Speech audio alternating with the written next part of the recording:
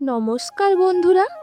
আজকে রবিবার, আর বাঙালির রবিবারে দুপুরের গরম ভাতের সাথে আলু দিয়ে চিকেনের পাতলা ঝোল ছাড়া কি জমে? আবার এদিকে আজ ফাল্গুনের শেষ দিন, কাল থেকে চৈত্রের শুরু। চৈত্রে অনেক বাঙালি পরিবারে মাংস রান্না হয় না, তাই আজ খুব সহজে বাড়ির সাধারণ মশলা ও আলু দিয়ে দারুণ স্বাদের লাল লাল মাংসের ঝোল বানিয়ে দেখাবো। আর আমি পুতুল, আপনারা দেখছেন পুতুল কিচেন ডায়েরি। তো চলুন রেসিপিটা শুরু করা যাক। আমি এখানে নিয়েছি 1 কেজি ফ্রেশ চিকেন, ভালো করে ধুয়ে পরিষ্কার করে রেখেছি। এবার এর মধ্যে দিয়ে দিচ্ছি 2 চামচ লবণ আর 1 চামচ হলুদ গুঁড়ো। এবার মাংসটাকে আমি হাত দিয়ে ভালোভাবে মাখিয়ে নেব। মাংসগুলোকে এইভাবে ভালো করে মাখিয়ে নেব, যাতে নুন হলুদের প্রলেপ প্রতিটা মাংসে ভালোভাবে লেগে যায়। এখন মাংসগুলোকে আমি আধ ঘন্টার জন্য ঢাকনা দিয়ে রেখে দিচ্ছি। আমি 250 গ্রাম মতো পেঁয়াজ নিয়ে নিচ্ছি, এগুলোকে স্লাইস করে কেটে নেব। পেঁয়াজগুলোকে এইভাবে স্লাইস করে কাটতে হবে, যাতে সবগুলো পেঁয়াজ সমানভাবে কাটা হয়।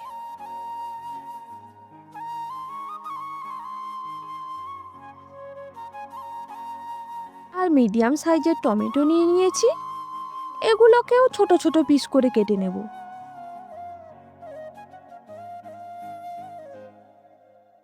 টমেটো কাটা হয়ে গেছে, বাটিতে তুলে রেখে দিচ্ছি।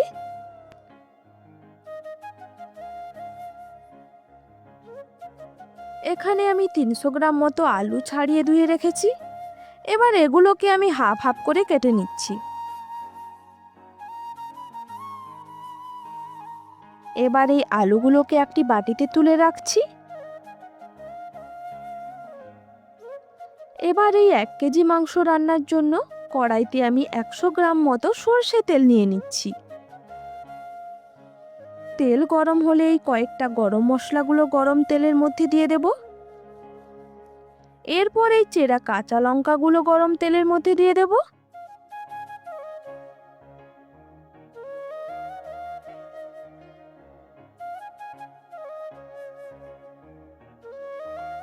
অল্প নাড়িয়ে চাড়িয়ে স্লাইস করে কেটে রাখা পেঁয়াজগুলোকে এর মধ্যে দিয়ে দিচ্ছি।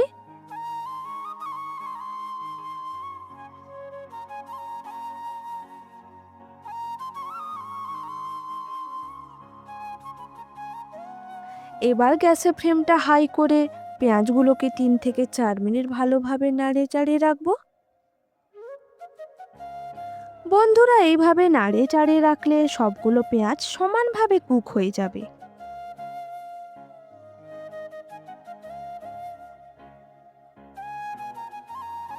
পেঁয়াজটি এইরকম বাদামি কালার হয়ে গেলে দিয়ে দেব রসুন বাটা। রসুনটাকেও পেঁয়াজের মতো ভালোভাবে ভেজে নিতে হবে।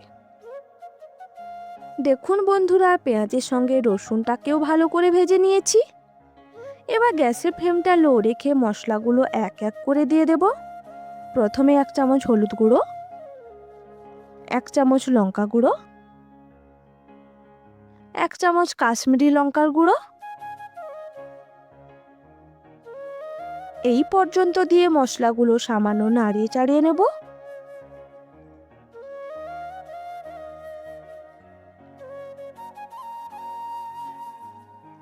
তারপরে দিয়ে দেব 1 চামচ ধনে গুঁড়ো, 1 চামচ জিরে গুঁড়ো, আর দিয়ে দেব কেটে রাখা টমেটোগুলো।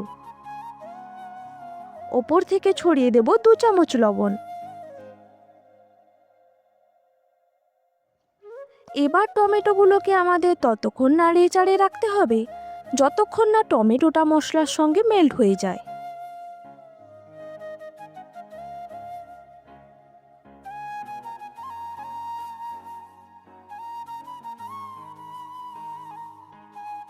দেখুন বন্ধুরা, টমেটোটা মেল্ট হয়ে মশলার থেকে তেল ছাড়তে শুরু করেছে। এই পর্যায়ে আমাদের ম্যারিনেট করা চিকেনগুলোকে এর মধ্যে দিয়ে দিতে হবে।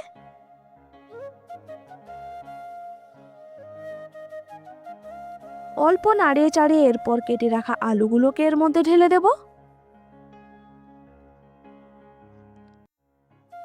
আলুগুলোকে আমি ভেজে রাখিনি, তাই প্রথমেই মাংসের সঙ্গে আলুগুলোকে দিয়ে দিলাম। এবার মাংস আলুকে মশলার সঙ্গে ভালো করে নাড়িয়ে চাড়িয়ে কষিয়ে নিতে হবে। 2 থেকে 3 মিনিট ঢাকনা দিয়ে দিচ্ছি। ঢাকনা খুলেই আমি দিয়ে দেব এর মধ্যে আদা বাটা। আদাটাকে আমরা মাংসের সঙ্গে ভালোভাবে মাখিয়ে নেব।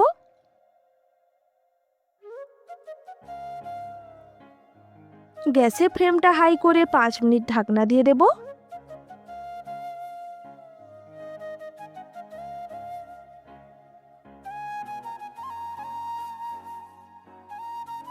দেখুন বন্ধুরা, মাংসের থেকে অতিরিক্ত জল বের হয়ে এসেছে।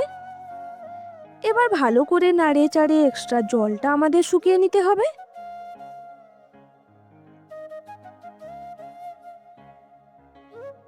ততক্ষণ এইভাবে কষাতে হবে যতক্ষণ না মাংস আলু 80% সেদ্ধ হয়ে যাচ্ছে। দেখুন বন্ধুরা, চিকেনটা এখানে ভালোভাবে কষানো হয়ে গেছে। মাংসের জলটা একদম শুকিয়ে গিয়ে তেল ছাড়তে শুরু করেছে। আলু আর মাংস 80% সেদ্ধ হয়ে গেছে। এখন আমি 2 গ্লাস গরম জল অ্যাড করে নেব ঝোলের জন্য, আর হাই ফ্লেমে 5 মিনিট ফুটিয়ে নেব। দেখুন বন্ধুরা, ঝোল ফুটতে শুরু করেছে। মাঝে মাঝে 1-2 বার নাড়িয়ে চাড়িয়ে রাখবো। মাংসের ঝোলটা পারফেক্টলি রেডি হয়ে গেছে। এবার গ্যাসের আঁচ মিডিয়াম রেখে এটাকে ফিনিশ করব 1 চামচ গরম মশলা দিয়ে, আর ওপর থেকে ছড়িয়ে দেব ধনেপাতা কুচি।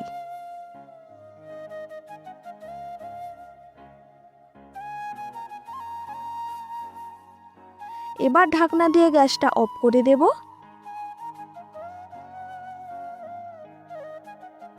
দেখুন বন্ধুরা, আমাদের ঘরোয়া পদ্ধতিতে লাল লাল মাংসের ঝোল একদম রেডি। গন্ধটাও খুব সুন্দর বেরোচ্ছে আর কালারটাও দারুণ এসছে। এখন পরিবেশন করে নিচ্ছি।